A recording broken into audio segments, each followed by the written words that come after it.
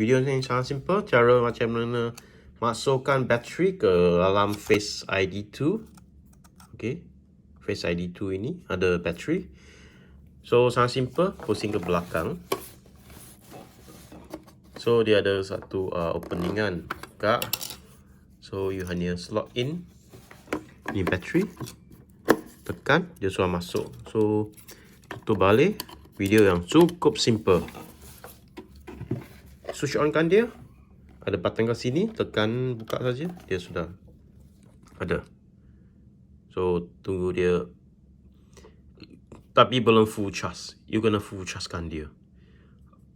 Okay.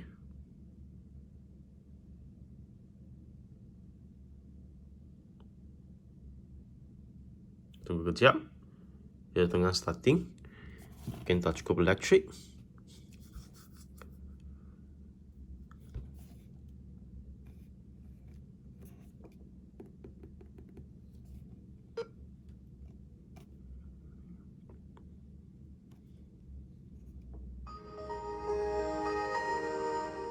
Okay. So itu saja, sebab saya tak ada connect bracket, so dia akan bunyi. So itu saja untuk cara insertkan bateri Face ID2 Fingertec.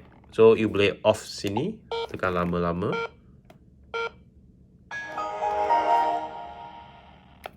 Itu saja. So cara cabut keluar pun macam biasa. Dia ada bagi satu tari kat sini kan. Sudah keluar. Okay. So itu saja untuk Face ID2. Jika anda suka video ini, jangan lupakan subscribe channel